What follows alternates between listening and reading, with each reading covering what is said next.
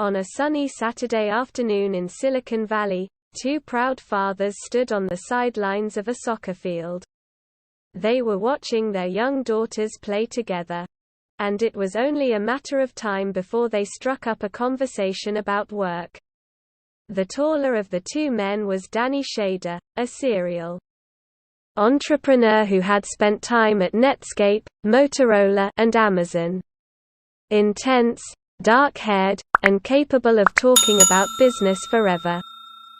Shader was in his late 30s by the time he launched his first company, and he liked to call himself the old man of the Internet. He loved building companies. And he was just getting his fourth startup off the ground. Shader had instantly taken a liking to the other father, a man named David Hornick who invests in companies for a living. At 5 feet 4 inches, with dark hair, glasses, and a goatee. Hornick is a man of eclectic interests. He collects Alice in Wonderland books, and in college he created his own major in computer music. He went on to earn a master's in criminology and a law degree. And after burning the midnight oil at a law firm, he accepted a job offer to join a venture capital firm, where he spent the next decade listening to pitches from entrepreneurs and deciding whether or not to fund them. During a break between soccer games, Shader turned to Hornick and said, "I'm working on something. Do you want to see a pitch?" Hornick specialized in Internet companies. So he seemed like an ideal investor to Shader. The interest was mutual. Most people who pitch ideas are first-time entrepreneurs, with no track record of success. In contrast, Shader was a blue-chip entrepreneur who had hit the jackpot not once, but twice. In 1999, his first startup, Accept.com, was acquired by Amazon for $175 million. In 2007, his next company, Good Technology, was acquired by Motorola for $500 million. Given Shader's history, Hornick was eager to hear what he was up to next. A few days after the soccer game, Shader drove to Hornick's office and pitched his newest idea. Nearly a quarter of Americans have trouble making online purchases because they don't have a bank account or credit card, and Shader was proposing an innovative solution to this problem. Hornick was one of the first venture capitalists to hear the pitch, and right off the bat, he loved it. Within a week, he put Shader in front of his partners and offered him a term sheet. He wanted to fund Shader's company. Although Hornick had moved fast, Shader was in a strong position. Given Shader's reputation, and the quality of his idea, Hornick knew plenty of investors would be clamoring to work with Shader. "You're rarely the only investor giving an entrepreneur a term sheet," Hornick explains. "You're competing with the best venture capital firms in the country.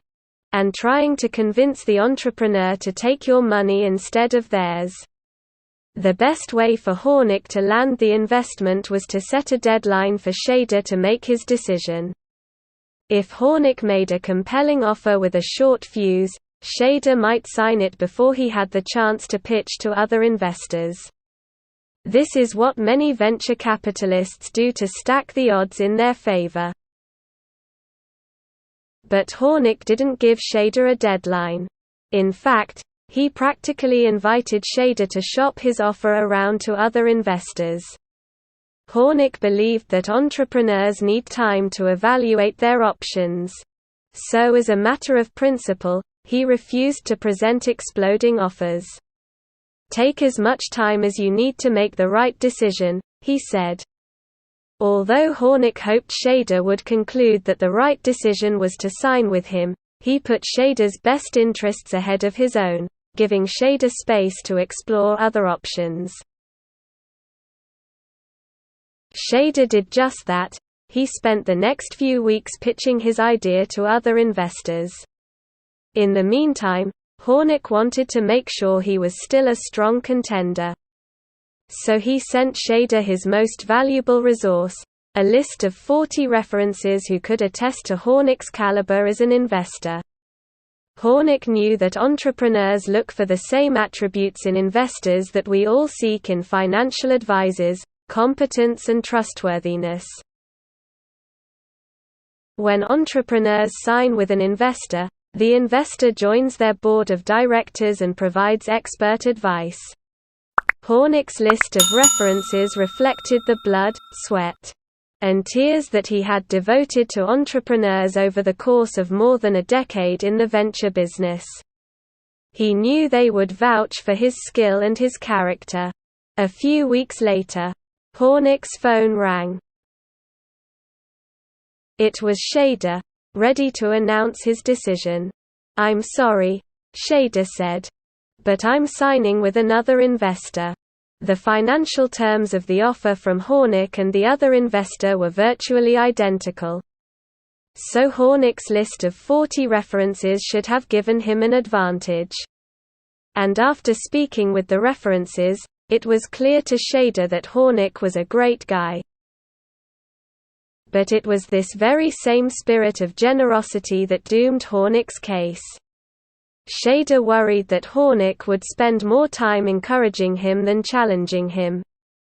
Hornick might not be tough enough to help Schaeder start a successful business, and the other investor had a reputation for being a brilliant advisor who questioned and pushed entrepreneurs.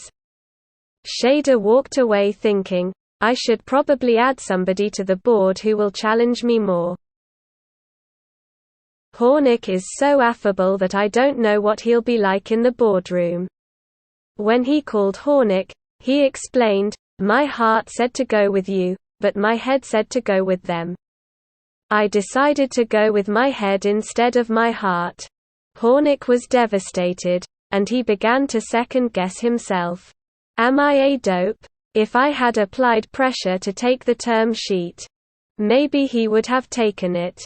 But I've spent a decade building my reputation so this wouldn't happen."